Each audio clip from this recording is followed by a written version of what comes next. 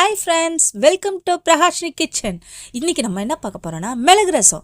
குழந்தைங்களுக்கு மிளகு ரசம்னா ரொம்ப ரொம்ப பிடிக்கும். அதே சமயம் நம்ம நான்வெஜ் ஏதாச்சும் எடுத்திருந்தோம்னா அதை சாப்பிட்டா குழந்தைங்களுக்கு இந்த மிளகு ரசம் வச்சு கொடுங்க. அது டைஜஷன் ஆகி இன்னொன்று சளி பறந்து போயிடும். இன்க்ரீடியன்ட்ஸ் எல்லாம் டிஸ்கிரிப்ஷனில் இருக்குது, ஃபாலோ பண்ணிக்கோங்க. இப்போ என்னென்னா நம்ம ப்ராசஸ்க்கு போகலாம். நம்மளுக்கு என்ன இன்க்ரீடியன்ஸ் தேவைன்னா, ஸ்மால் ஆனியன் கொஞ்சம் எடுத்துக்கோங்க. அப்புறம் கருவேப்பிலை, கொத்தமல்லி, பூண்டு, 3 தக்காளி, அப்புறம் 1 டீஸ்பூன் ஜீரகம், அப்புறம் 1 டீஸ்பூன் மிளகு. நம்ம என்னென்ன போடுறோன்னா, கிரைண்ட் பண்ணுறதுக்கு மிளகு, வெங்காயம், பூண்டு, அப்புறம் பட்டை மிளகாய் எல்லாத்தையும் போட்டு ஒரு கிரைண்ட் பண்ணிக்கணும். ஏன்னா அந்த பட்டை மிளகாய் என்னால் காமிக்க முடியல, சாரிங்க. ஒரு 3 மிளகாய் போட்டுக்கோங்க. கிரைண்ட் பண்ணிக்கோங்க.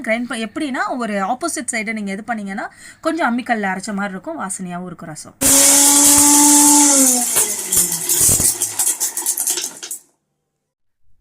ஒரு நெல்லிக்காய் சைஸ் புளி ஊற வச்சுட்டு அதை நல்லா கரைச்சி எடுத்து வச்சுக்கணும்.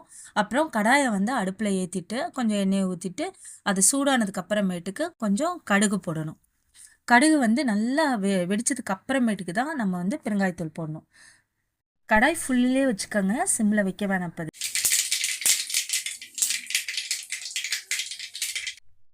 இப்போ நம்ம பெருங்காயத்தூள் போட்டுக்குவோம். கொஞ்சமாக போடுங்க, ஒரு 1/4 டீஸ்பூன் போடுங்க போதும்.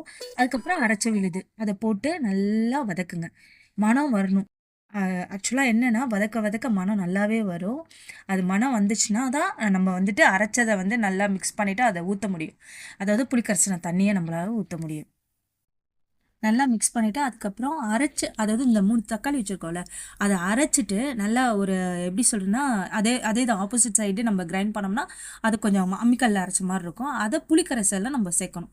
அப்புறம் கொஞ்சம் கருவேப்பிலை, கொத்தமல்லி, அதுக்கப்புறமேட்டுக்கு நம்ம மஞ்சத்தூள் கொஞ்சோண்டு போட்டுட்டு அதுக்கப்புறம் கொஞ்சம் சால்ட்டு ஒரு டீஸ்பூன் போடுங்க. 1 டீஸ்பூன் இல்லைன்னா 1 டீஸ்பூன், உங்களுக்கு எவ்வளோ தேவையோ அது போடுங்க. போட்டுட்டு நல்லா கரைச்சிட்டு அதுக்கப்புறமேட்டுக்கு நம்ம என்ன பண்ணணும்னா, நம்ம இது பண்ணி வச்சுருக்கோம்ல, மிக்ஸ் பண்ணி வச்சுருக்கோம்ல கடாயில், அதில் ஊற்றிட்டு அதை அப்படியே விட்டுருங்க. கலக்காதீங்க, எதுவுமே செய்யாதீங்க. அழகாக எடுத்து வச்சுட்டு ஒரு மூடி போட்டு மூடிடுங்க.